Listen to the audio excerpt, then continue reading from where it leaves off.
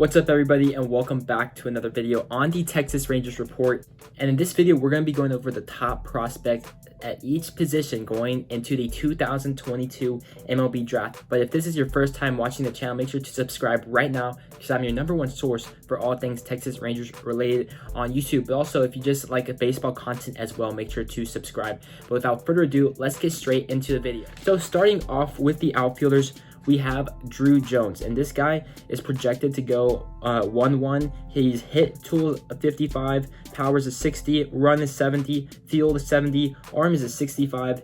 He is the son of Druw Jones, of course. He impressed scouts on the summer showcase. Swing is a work in progress, although he's shown that he can make adjustments with the bat and he does damage against quality pitching as well. He's a plus runner in the outfield, and he's probably the best defensive player in this year's draft. Moving on to the second outfielder on this list is Greene, a right-handed hitter from IMG Academy. He has a 50 hit, 60 power, 60 arm, 60 field, and 70 run. He is also the son of former NFL tight end Greene. He has some of the most amazing raw tools and can pretty much do everything well on the baseball field. He makes a bunch of loud contact and can drive the ball to all fields. He does have swing and miss worries, and scouts are concerned with him adjusting to breaking balls, but his talent doesn't come around often, so I wouldn't be surprised if teams took him with the top 3 picks in the 2022 MLB Draft. Now, the third best outfielder in this draft is Gavin Cross, a left-handed hitter from Virginia Tech. He has a nice hit tool with 55 power, 55 run, 50 arm, 50 field. He's an above average hitter with above average power. Nothing super special here with Gavin Cross. Should fly through the minors relatively fast. Whoever takes him, you get an advanced hitter, but he's a bat first player. I expect him to move to one of the corner outfield spots. Probably is a late first round pick. Now moving on to the shortstops. First on my list is Jackson Holliday, left-handed hitter from Stillwater High School, son of Matt Holliday. He's a 60 hit, 55 power, 60 run, 55 arm, 55 field. I think he is the best high school hitter in this draft class. He won Oklahoma's Gatorade Player of the Year. He got stronger in this offseason, driving the ball, and he's a lot faster because of his strength. He should be able to stick at short, and I do believe that he'll be the first shortstop off the board. But not far behind is Brooks Lee, a switch hitter from Cal Poly College. Could be the best hitter in this draft class with the 65 hit tool, 55 power, 50 run, 55 arm, 50 field. He won the 2021 Big West Player of the Year award. He had a strong showing for Team USA as well as in the Cape Cod. The scouts say he has otherworldly bat to ball skills, almost never strikes out. And he did get more physical and should develop more raw power, most likely to move to third base. And I know I'm getting a mixture of Rangers fans and just MLB fans in general, but for my Rangers fans, I think this would be a safe pick with the 3rd overall selection. I wouldn't mind taking Brooks Lee, but I think my #1 choice would be Jackson Holliday with the 3rd overall selection. So moving on, the 3rd best shortstop is right-handed hitter Zach Neto from Campbell. He has a 60 hit, 50 power, 50 run, 55 arm, 50 field. He was a 2-time Big South Player of the Year. Looked good against tough competition in the Wood Bat League. He's a great hitter with average tools across the board, and Neto should be Campbell's first round pick in school history. Now moving on, #1 pitcher is Brock Porter, right-handed pitcher from Orchard Lake St. Mary's. 70 grade fastball, 50 grade curveball, 55 grade slider, 60 grade changeup, and 50 grade control. He helped his high school team win 3 state titles, and he does have one of the best fastballs in the high school class, topping out at 100 miles an hour. Also has one of the better changeups in the draft class as well. He has a projectable frame at 6'3", around 200 pounds, and he throws a bunch of strikes. #2 on my list, this might be a little controversial. Other sites may have other players higher, but I have Kumar Rocker, just for the reason that he was projected to go #1 a year ago, and I think any team that gets him, if he's healthy, should be super lucky. So obviously he's a right-handed pitcher. He's pitching an independent ball because he didn't go back to Vanderbilt. 60 grade fastball, 60 grade curveball, 70 grade slider, 50 grade changeup, 50 grade control. He is the son of NFL defensive end Tracy Rocker. Kumar is an extremely physical guy, throws a decent amount of strikes, but only has average command. It is tough to put a draft grade after not signing with the Mets last year due to not passing his physical. However, we know that the pedigree is there with Rocker, as he threw a 19 strikeout no-hitter versus Duke, and I think it was his freshman year, which was insane.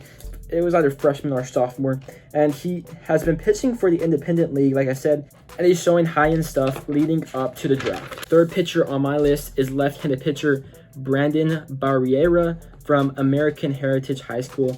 55 grade fastball, 55 grade slider, 55 grade changeup, and 55 grade control. Barriera threw a perfect inning at high school All-American game. Barriera also throws a lot of strikes and has super electric stuff. Only concern for Brandon Barriera is his size and if he can stick as a starter. So if your team concerned about Barriera, maybe you'd pass on him because you can always find decent bullpen arms later in the draft.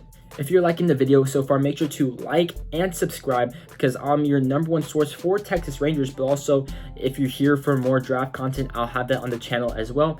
But without further ado, let's get back to the video. First second baseman, without a doubt, is Termarr Johnson. This guy could go #1 overall. I don't know if that would be an underslot value or not. He's a left-handed hitter from Mays High School.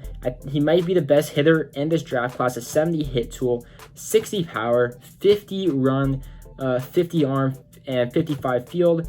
Like I said, he's a potential 1-1. Some scouts think he's the best high school hitter in decades, and some scouts also would give him an 80 grade hit. I said he had a 70, but some scouts think it's an 80.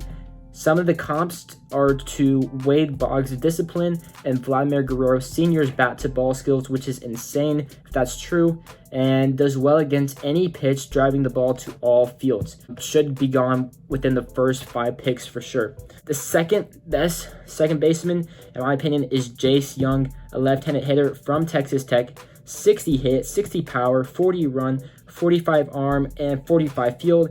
Young won the Big 12 Player of the Year. Of course, Jace and Josh are also brothers. Josh Young is in the Texas Rangers farm system. Should be ready to go next year, and I'd be super excited.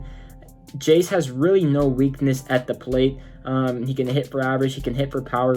Probably be a guy that hits 300 with 30 home runs at the major leagues. The only concern is that his bat will have to carry him, and for all my Rangers fans, that's basically like Justin Foscue or Curtis Terry. The bat will have to carry him because he has a lack of a true defensive position. He started off at Texas Tech as a third baseman, replaced his older brother. He was so bad there, he moved to second base, and he hasn't really shown any progress at second base. So that's the only thing that concerns me, and the reason why I wouldn't want the Texas Rangers to draft Josh's younger brother.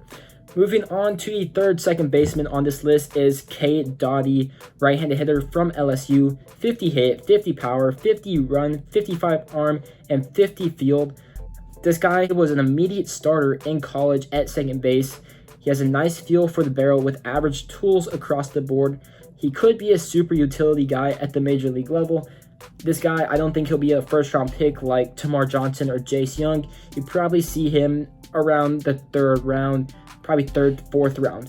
Moving on to the third baseman, Cam Collier, left-handed hitter from Chipola Junior College. And this guy is extremely interesting. He has a really good hit tool, so 60 hit, 50 power, 50 run, 60 arm, and 50 field. He's the son of former big leaguer Louis Collier. But the interesting thing about Cam is he's one of the youngest players in this draft class at 17 years old, as he reclassified for the 2022 MLB Draft. So he would have gone into 2023 if he didn't reclassify. He has great bat speed and bat-to-ball skills, has good raw power, and one of the most intriguing prospects. Should be able to fit the third base profile nicely. I think he'll be a for sure first-round pick, probably within the later picks of the first round. Second best third baseman, in my opinion, is Caden Wallace, a right-handed hitter from Arkansas. only a 45 hit, so that's below average. Average is 50, 55 power, 55 run, 55 arm, and 50 field. He built up momentum in the Cape Cod League, and the Cape Cod League is big because that's when the college hitters use the wooden bats, and so that's a big sign for the MLB scouts. Caden Wallace is one of the best power hitters in the class and generates impressive exit velocities. He's built up his tools at the college level, going from an average runner to solid runner. And Caden Wallace could find himself landing in the first round after leading Arkansas to the College World Series. The third best third baseman, in my opinion, is Tucker Tuman. I may have butchered that name, but he's a switch hitter from Hammond High School. A 55 hit, 50 power, 40 run, 50 arm, and 45 field. Tucker is one of the more polished high school hitters. He's proficient from both sides of the plate as he is a switch hitter. The only thing about Tuman is that he's lacking a defensive home with below average athleticism. Not a guy I see going in the first round, probably a second rounder or a third round pick, but definitely gets drafted. Now moving on to the first basemen. The best first baseman, in my opinion, is Jacob Berry. I know that he's listed as a third baseman / outfielder on MLB.com, but I think there's no doubt in my mind that he moves over the first base in the minor leagues. He's a switch hitter from LSU, a 60 hit, 65 power, 40 run, 50 arm, and a 40 field. He'll be one of the first college bats off the board. He'll probably go from 5 to 7, in my opinion, in the first round. Productive from both sides of the plate. Comps to Andrew Vaughn, who was drafted by the White Sox in 2019 and played third and outfield in college, but a good chance he moves to first base. The second best first baseman is Evan Melendez, right-handed hitter from Texas. A 50 hit, 60 power, 30 run, 50 arm, 40 field. Melendez won the Golden Spikes Award. He has power from pole to pole. However, the thing about Melendez is that scouts only view him as a 1-tool player, and he's also a 4-year junior, so teams might sign him for less than what he's worth, so he might slide to somewhere around the 5th round, in my opinion. Xavier Isaac, a left-handed hitter from East Forsyth High School, a 50 hit, 55 power, 30 run, 50 arm, and a 40 field. The thing about Isaac is that he missed a decent amount of time with a foot injury, although he has massive frame at 6'4", 240 pounds, with plenty of strength and power, although he doesn't sell out for power as he has a contact approach. However, with little track record and lack of tools, teams might want to see Isaac in college first to see if he can upgrade any of his tools, but if he does get drafted, probably in the 3rd round, so if he doesn't sign, you could still get a comp pick.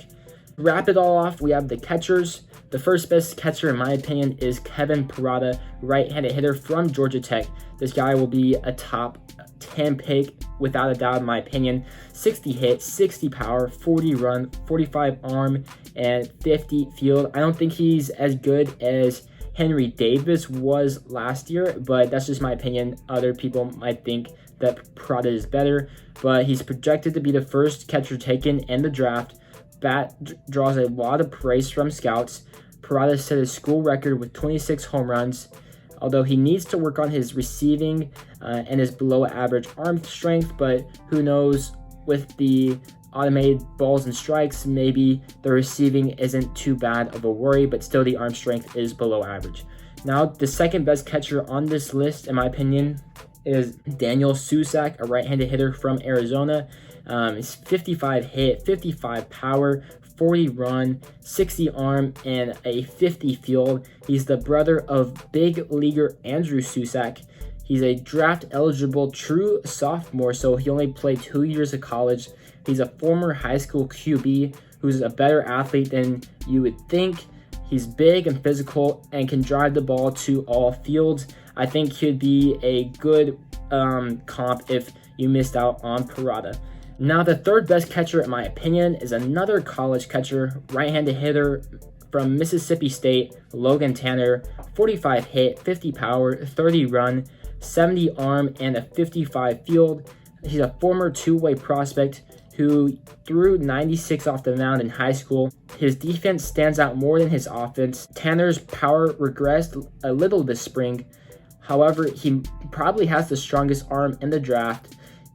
Tanner could hit 20 home runs in the MLB, and he handles pitchers extremely well. So that's a wrap on all of the positions and their top 3 players. If you like the video, please give it a thumbs up down below. I'm super excited for the MLB draft, and if you are too, let me know who you want your team to draft. And for my Texas Rangers fans, let me know who you guys want to draft. For me, like I said, I'm a Rangers fan. I really want to draft Jackson Holliday, but there's so many good guys with a 3rd overall pick. You could go with almost any of them, and I would probably be happy. But let me know what you think. I'm gonna have an MLB mock draft coming soon, so make sure to stay tuned to the channel. And like I said, if you liked it, please give it a thumbs up, subscribe, and I'll see you on the next one.